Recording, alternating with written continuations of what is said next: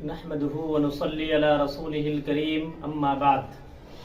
محترم سامعین، پچھلے ویڈیو میں میں نے آپ کے سامنے قرآن کی روشنی میں وراثت کی اہمیت کو واضح کیا تھا۔ آج میں آپ کے سامنے وراثت کے کچھ مسائل بیان کروں گا۔ محترم حضرات، وراثت کی اسلام میں بہت غیر معمولی اہمیت ہے۔ وراثت کی کتابوں میں ایک حدیث منقول ہوتی ہے، وہ حدیث اس طرح سے ہے: تعلموا الفرائض وعلموها الناس فإنها نصف العلم۔ فرائض کا علم حاصل کرو اور لوگوں کو اس کی تعلیم دو، کیونکہ یہ نصف علم ہے۔ محترم حضرات، حقوق العباد کی اسلام میں بڑی اہمیت ہے، یعنی بندوں کا حق۔ اللہ تعالیٰ اپنا حق تو چاہے تو معاف کر دے، چاہے تو سزا دے، لیکن بندوں کا حق اللہ معاف نہیں کرتا جب تک کہ بندے خود نہ معاف کر دے۔ اگر آپ نے بندوں کا حق مارا ہے کسی انسان کا، تو جب تک وہ انسان نہ معاف کر دے اللہ تعالیٰ بھی معاف نہیں کرتا۔ اور بندوں کے حقوق میں سب سے بڑا حق وراثت کا حق ہے۔ اس لیے اللہ کے نبی صلی اللہ علیہ وسلم نے وراثت کے علم کو نصف علم فرمایا۔ اس لیے ہم تمام لوگوں کو چاہیے کہ وراثت کے بارے میں بنیادی معلومات حاصل کریں اور اس کو جاننے کی کوشش کریں۔ محترم حضرات، وراثت کا مطلب یہ ہے کہ کسی کا انتقال ہو جائے تو اس کا ترکہ کیسے تقسیم کیا جائے۔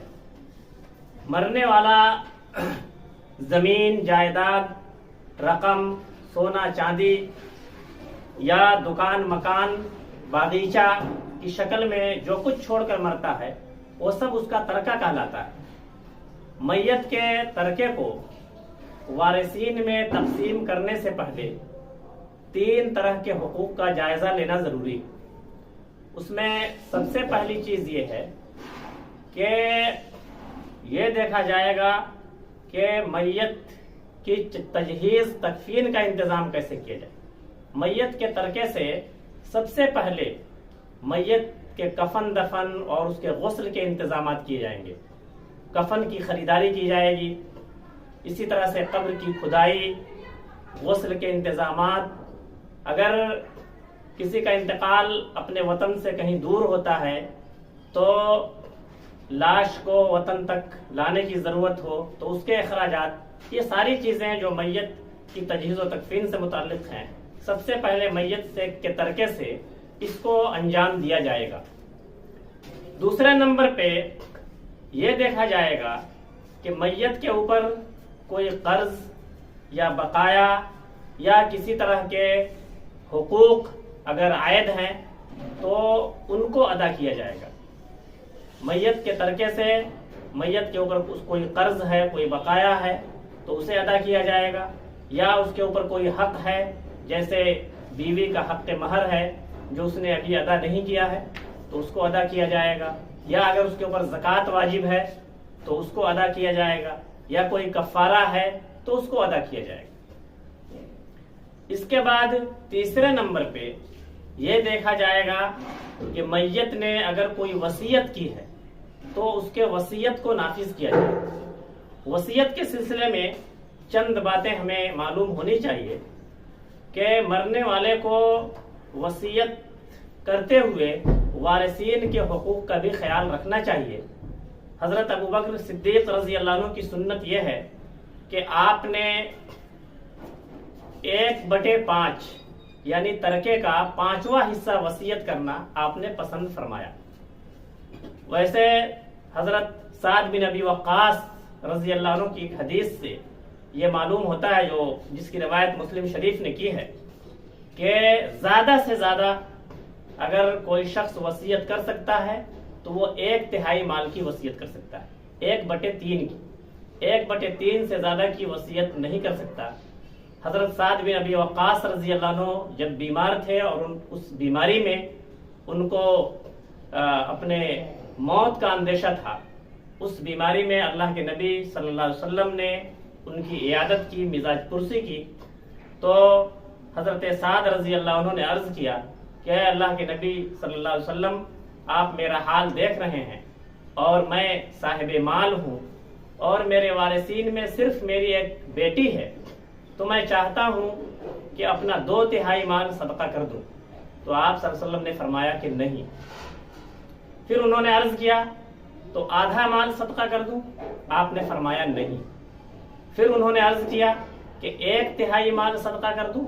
تو آپ صلی اللہ علیہ وسلم نے فرمایا کہ الثلث والثلث کثیر، 1/3 مال تم صدقہ کر سکتے ہو لیکن 1/3 بھی زیادہ ہے۔ اس طرح سے آپ نے 1/3 کی اجازت دی۔ اس کے بعد آپ صلی اللہ علیہ وسلم نے یہ تاریخی جملہ فرمایا کہ انک ان تذر ورثتک اغنیاء خیر من ان تذرهم عالۃ یتکففون الناس، تم اپنے وارثین کو مالدار اور غنی چھوڑ کر جاؤ، یہ بہتر ہے اس سے کہ تم انہیں محتاج چھوڑ کر جاؤ کہ وہ لوگوں کے سامنے ہاتھ پھیلائیں۔ اس لیے وارثین کے حقوق کا بھی خیال رکھنا وصیت کرتے ہوئے ضروری ہے۔ اس لیے تیسرے نمبر پہ ہم یہ دیکھیں گے کہ میت نے اگر کوئی وصیت کی ہے تو اس کے وصیت کو لاگو کیا جائے گا، نافذ کیا جائے گا، لیکن وصیت کا نفاذ 1/3 مال تک کیا جائے گا۔ 1/3 مال سے 1/3 سے زیادہ اگر میت نے وصیت کی ہے تو 1/3 تک ہی اس کی وصیت کو محدود اور سیمت رکھا جائے گا، اس سے زیادہ میں اس کا نفاذ نہیں ہوگا۔ وصیت کے سلسلے میں ایک دوسری بات یہ ملحوظ رکھنی چاہیے کہ وارث کے حق میں وصیت نہیں کی جا سکتی ہے۔ وراثت میں جس کا حصہ ہو رہا ہے قرآن و سنت کی روشنی میں، جس کو وراثت میں حصہ مل رہا ہے، تو اس کے حق میں وصیت نہیں کی جا سکتی ہے۔ اللہ کے نبی صلی اللہ علیہ وسلم کا واضح ارشاد موجود ہے، ان اللہ قد اعطى كل ذی حق حقہ فلا وصیۃ لوارث، کہ اللہ تعالیٰ نے ہر حقدار کو اس کا حق دے دیا ہے۔